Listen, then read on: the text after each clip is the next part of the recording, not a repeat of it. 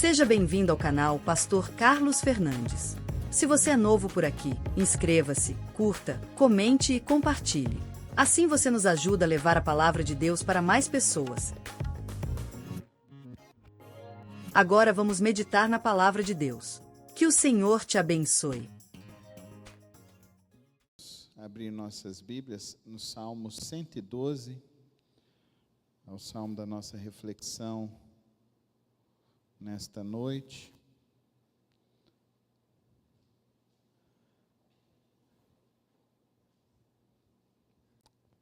O Salmo 112, junto com o Salmo 111, ele é uma composição bem poética, esses dois salmos, porque eles são feitos num sistema de acróstico e eles tentam nos mostrar as obras de Deus e tentam nos mostrar a grandeza do Senhor para aqueles que o temem e o buscam. São dois salmos que são conhecidos como salmos gêmeos, né? Eles são praticamente idênticos. Eles seguem o mesmo tipo de composição hebraica. São salmos com 10 versos e com princípios bem interessantes. São muito semelhantes. Tanto é que os irmãos vão falar, parece que o pastor está repetindo a pregação, mas não é. É que são muito parecidos, o Salmo 111 e o Salmo 112. Vamos ler o Salmo 112? Aleluia! Bem-aventurado é aquele que teme o Senhor e tem grande prazer nos seus mandamentos. A sua descendência será poderosa na terra, a geração dos justos será abençoada. Na sua casa há prosperidade e riqueza, e a sua justiça permanece para sempre. Aos justos nasce luz nas trevas. Ele é bondoso, compassivo e justo. Feliz aquele que se compadece e empresta, ele defenderá a sua causa em juízo. Não será jamais abalado, será tido em memória eterna. Não se atemoriza de más notícias, o seu coração é firme, confiante no Senhor. O seu coração bem firmado não teme, até que veja a derrota dos seus inimigos. Distribui, dá aos pobres, a sua justiça permanece para sempre, e o seu poder se exaltará em glória. O ímpio vê isso, fica com raiva, range os dentes e se consome. O desejo dos ímpios perecerá. Pai, obrigado, ó Deus, pela tua palavra. Obrigado, Senhor, porque podemos novamente, ó Deus, lê-la publicamente, e agora que vamos meditar, que o Senhor, ó Deus, traga o teu Espírito para iluminar nossos corações e nossas mentes, para compreender a tua boa, perfeita e agradável vontade. E tudo aquilo, ó Deus, que precisa ser transformado em nós, que o Senhor nos conduza ao entendimento, e que, ó Pai, seja gerado em nós esse desejo de realmente, ó Deus, compreender a tua palavra, compreender o teu propósito e vivermos a tua vontade em nossas vidas. Assim que eu lhe rogo, em nome de Cristo Jesus. Amém. Amém. É interessante que esse salmo, ele foi um salmo que foi destacado durante a Reforma Protestante por Martinho Lutero, por Matthew Hume, e que ele diz que, para nós, o que deve ser a vida do justo, o que deve ser a vida do cristão. E nós vamos explanar sobre, nessa linha, o que esse salmo está retratando para nós é aquele que de fato se coloca no caminho do Senhor. O que ele pode esperar, o que pode acontecer na sua vida. Então é um convite para que nós possamos compreender essa obra de Deus em nossas vidas. É tão interessante isso, queridos irmãos, porque a busca pela espiritualidade, a busca por Deus, Geralmente as pessoas hoje em dia estão buscando experiências sensoriais, alguma coisa, uma fala de Deus, algo que lhe traga alguns arrepios. Mas a palavra de Deus nos mostra uma outra realidade, que a busca de Deus é um estabelecimento de valores, valores que não devem ser corrompidos, que não devem ser esquecidos, mas devem ser lembrados, devem ser cultivados e principalmente precisam ser vividos na esfera do nosso dia a dia. Ele começa justamente falando sobre isso. Aleluia, bem-aventurado é aquele que teme o Senhor, tem grande prazer nos seus mandamentos. Eu e você precisamos compreender isso, que a verdadeira felicidade nesta vida, como nós falamos domingo pela manhã, falamos bastante sobre as bem-aventuranças, o termo Macários, que fala a felicidade, a alegria, na palavra de Deus, ela está em conhecer e viver a palavra. Conhecer a palavra e viver essa palavra. O temor que nós temos tanto ressaltado nesses últimos salmos, desde o Salmo 101, nós temos praticamente toda semana falando do temor, falando do buscar, essa reverência diante de Deus, essa busca diante do Senhor, e que isso gera em nós uma abundância, gera em nós uma satisfação. Andar com Deus traz como resultado uma felicidade, o andar com Deus, o andar com o Senhor. Então o cristão, ele terá essa alegria em sua vida. E é interessante como que ele vai falar isso para nós aqui, a característica dessa felicidade. Vamos ler alguns versos para a gente ver as características dessa felicidade de andar com o Senhor e viver essa palavra. Então ele fala no verso 5, feliz aquele que se compadece e empresta, ele defenderá a sua causa em juízo. O resultado desse conhecer a palavra, viver essa palavra, praticar essa palavra, andar com o Senhor, resulta numa felicidade completa. Felicidade até de que você recebe e tem condições de ajudar o próximo. Ele continua, no verso 6, não será jamais abalado. É uma fé que não se esmurece, mesmo diante de uma crise, mesmo diante de uma dificuldade, ele permanece sólido, ele permanece em paz. Não será atemorizado, não se atemoriza de más notícias, o seu coração é firme, confiante no Senhor. Como que você vai gerar isso? No verso 1 ele fala que eu e você precisamos ter prazer nos mandamentos de Deus. Então conhecer a palavra é algo que nos traz resultados para uma vida no nosso dia a dia.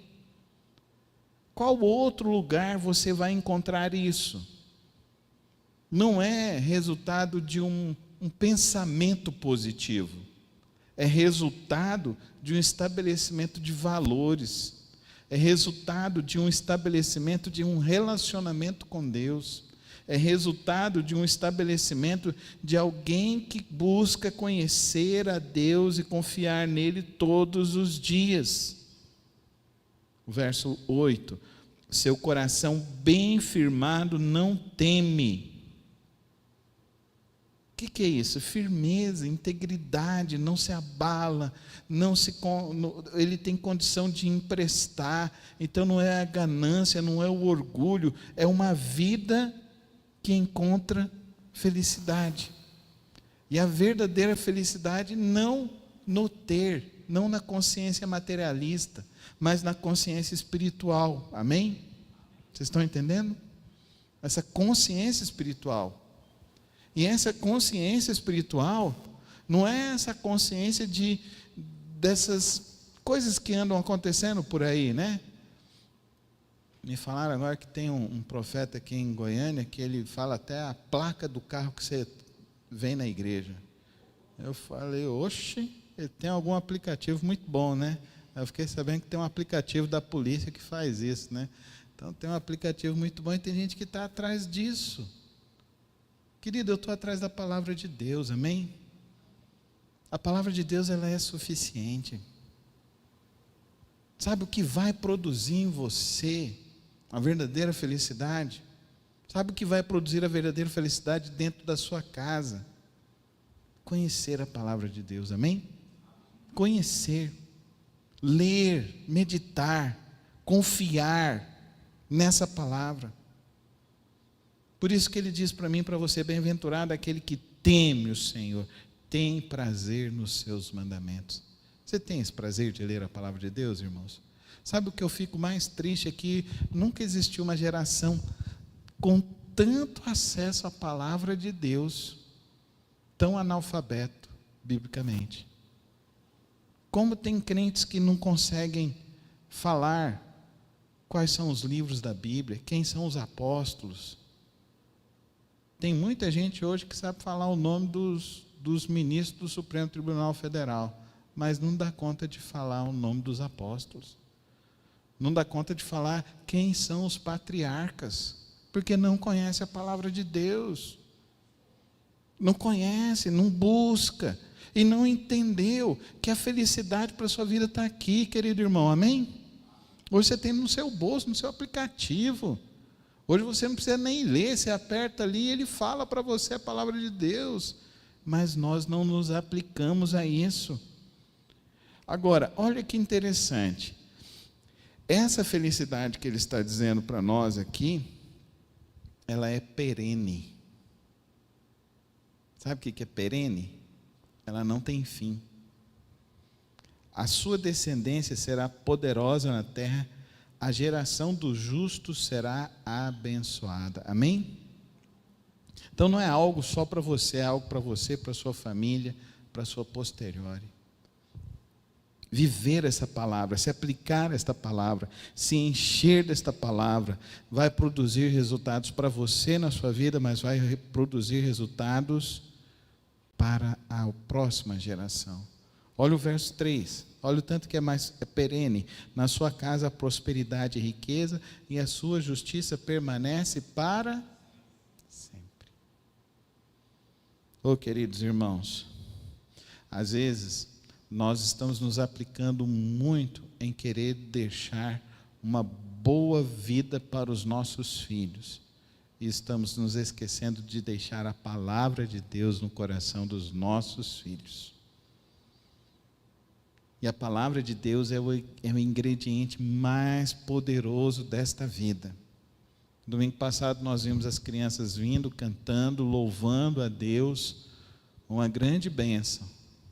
Mas o que eu mais me admiro é que elas estão aprendendo a palavra de Deus. No sábado, os nossos meninos foram representando a nossa igreja para o encontro real lá na primeira de Rio Verde. Nós mandamos quase 20 meninos, olha que bênção, entre meninos e meninas. 2 ganharam medalhas, o Eduardo e a Sara ganharam medalha. O Eduardo ganhou da bibliografia missionária e a Sara ganhou da Bíblia. E eles aprendem a Bíblia. Não tem algo mais poderoso, perene, para você deixar para os seus filhos do que a palavra de Deus. Amém, irmãos? É a palavra de Deus que vai ajudar o seu filho a atravessar o vale da sombra da morte quando você não estiver aqui mais. É a palavra de Deus que ajudará o seu filho a não ficar abalado em meio às tribulações deste mundo. É a palavra de Deus que tornará você cada dia mais forte, mesmo em meio a más notícias. A palavra de Deus, ela é poderosa. Fala comigo. A palavra de Deus é poderosa. É poderosa. Não é um pastor que é poderoso. Tira isso da sua mente. Tira isso. Não é um líder espiritual que é poderoso. Enquanto as pessoas continuarem acreditando nisso, serão enganados. É a palavra de Deus que é poderosa, amém? Essa palavra. Então leia, decore, se aplique a ela. Agora, olha que interessante, queridos. Essa palavra, ela nos transforma. Nos transforma e faz com que nós deixamos de viver com os padrões deste mundo e começamos a viver no padrão de Cristo, no padrão do nosso Deus. Veja o verso 5, que ele diz: feliz aquele que se compadece e empresta, ele defenderá a sua causa em juízo. Então o que ele está dizendo? A grande marca de você confiar nessa palavra de Deus se tornará generosidade, amém? Fala comigo, generosidade. O verdadeiro cristão, ele é generoso. Ele não é usurpador, ele não vive em usura, ele não vive em orgulhos, ele vive em generosidade. Em generosidade. E o que é ser generoso para você? É tão interessante isso, que no mundo ocidental se diferencia muito do mundo oriental. Quando houve as grandes guerras, muitas crianças e idosos morreram, abandonadas pelos seus familiares. No mundo ocidental, eles começaram a recolher nos orfanatos. E quem criou os orfanatos? Os cristãos, as igrejas.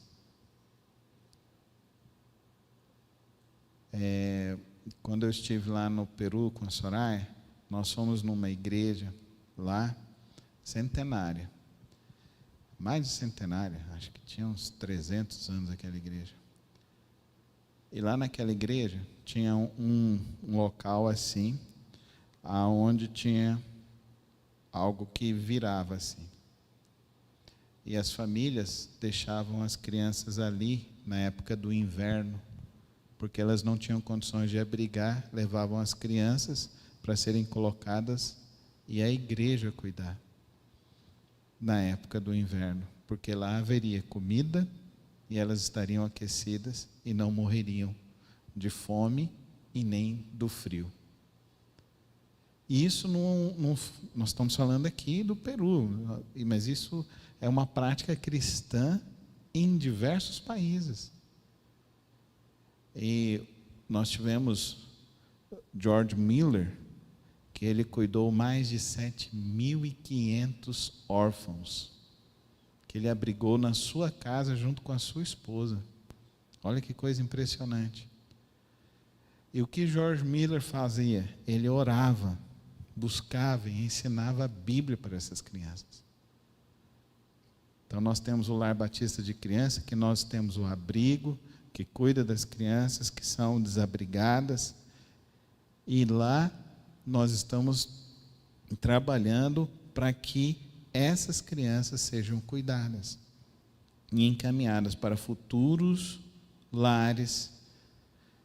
E isso é fruto de generosidade, amém, irmãos? O verdadeiro cristão é generoso. O verdadeiro cristão é generoso.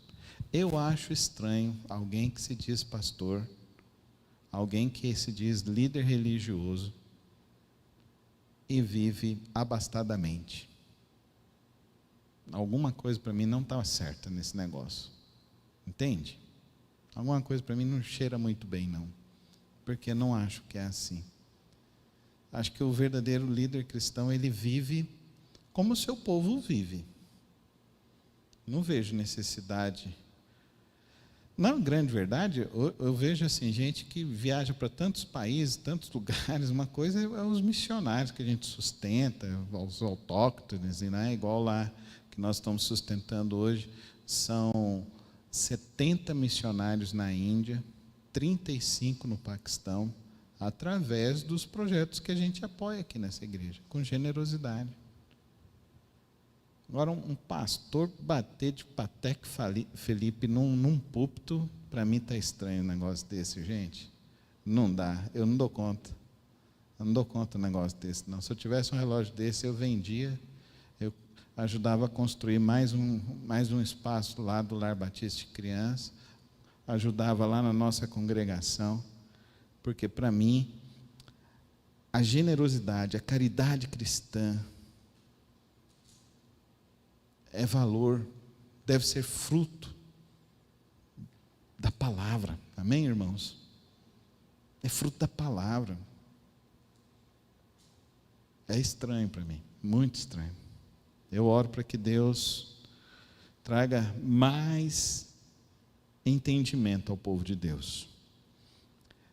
O último princípio que eu quero destacar aqui nesta noite, queridos irmãos, é o princípio da paz do justo. O que traz paz para o seu coração? Olha que coração interessante. Verso 7. Até o final, né? Eu quero ler esse aqui. Não se atemoriza de más notícias. O seu coração é firme, confiante no Senhor.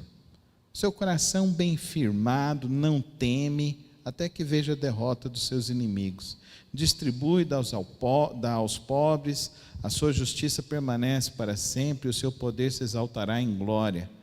O ímpio vê isso e fica com raiva, range os dentes e se consome. O desejo dos ímpios perecerá. Então, olha, o que te traz paz? Qual que é a melhor coisa que tem? Não é deitar a sua cabeça no travesseiro e dormir o sono espiritual, o sono de Deus, o descanso do Senhor? O que vai produzir isso em você? Assistir o jornal vai produzir isso em você. Assistir uma série da Netflix vai produzir isso em você. Está difícil assistir série na Netflix que vai produzir paz. Se você assistir o Walking Dead, você fica mais aterrorizado que qualquer outra coisa, né? O que produz paz em você? Só tem um que pode produzir a paz. Amém? O Senhor, o nosso Deus. A palavra de Deus. Se você está angustiado, leia a Bíblia. Medita na palavra. Ore a palavra. O seu coração se encherá da confiança em Deus. Você descansará na sua alma. Querido irmão e querida irmã, quero te dizer algo muito importante nesta noite. Alguns anos atrás, tinha uma irmã e ela frequentava a nossa igreja. O marido dela ficou internado por 3 meses na UTI e ele veio a falecer. Lá no cemitério, no culto fúnebre, eu cheguei, conversei, perguntei para ela, como que a irmã está? Ela disse assim, uma palavra que eu nunca vou me esquecer. Ela disse, pastor, eu estou resignada ao cuidado de Deus, por mim e pelos meus filhos. Em outras palavras, eu estou em paz, porque eu sei que Deus fez o certo neste momento para mim e para minha família. Querido irmão e querida irmã, essa é a grande verdade da palavra de Deus. Essa é a grande prova da nossa fé. A prova da nossa fé não é continuar crendo que as coisas vão dar certo. A maior prova da nossa fé é quando as coisas não derem certo, nós não entrarmos em desespero. Amém? A maior prova da nossa fé é quando as coisas estiverem extremamente complicadas, mas nós estamos em paz com Deus. Amém? Em paz com Deus. Então, saiu um videozinho aí, né, do Shalom, tudo no lugar, tudo certo, nada fora, um negócio assim, né, que começaram a falar. Aí o povo dizendo isso e falando isso, eu falei assim, isso não é bíblico não. A paz do Senhor é essa daqui. A paz do Senhor é essa. não se atemorizar nas más notícias. Amém? O coração permanecer firme e confiante no Senhor, mesmo em meio às más notícias. O seu coração está firme e bem firmado e não teme quando o mal te assola. Amém? Essa é a paz de Cristo. A paz que o mundo não vai compreender. A paz que as pessoas vão falar assim, mas você tinha que estar desesperado. E você fala, eu estou com Cristo. Eu estou em paz. Eu confio no meu Deus. E eu sei que o meu Redentor vive. E eu sei que o meu Redentor se levantará na hora certa e no tempo certo. Se eu ver, amém. Se eu não ver, amém também. Amém, irmãos? Agora, esse triunfalismo que é propagado, essa teologia da positividade, isso é anticristão, antibíblico, porque aqui está dizendo que, mesmo em meio às más notícias, mesmo em meio às dificuldades, aquele que guarda a palavra, confia naquele que deu a palavra, que é o Senhor, o nosso Deus. É essa paz que eu desejo para a sua vida. É essa paz que eu busco ensinar na minha casa. É por essa paz que eu quero viver. Mesmo em meio a um luto, eu permanecer resignado, confiante na provisão e na direção do nosso Deus maravilhoso. Amém? Porque se Ele é soberano, Ele é soberano. Se é o momento de chorar, é o momento de chorar. Se é o momento de se alegrar, é o momento de se alegrar. Mas em todos os momentos, no choro ou na alegria, a paz é o elo perfeito do nosso relacionamento com Deus. Amém? Nessa noite, então, a gente aprende que a felicidade que a palavra de Deus tem para nos nutrir é uma felicidade que brota daquele que busca Deus pela sua palavra, meditando, compreendendo e vivendo a sua palavra. Nos mostra que essa felicidade é perene, não é circunstancial, e ela pode ultrapassar as dimensões da nossa própria existência.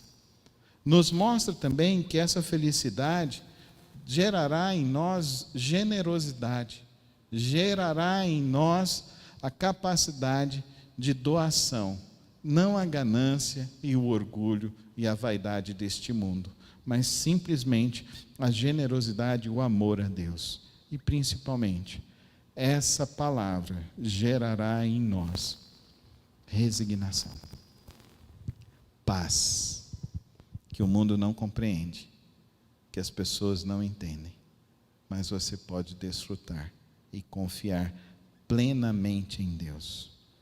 Quero terminar citando Martinho Lutero, que fala: a verdadeira fé se manifesta mais claramente na vida do crente do que nas suas palavras.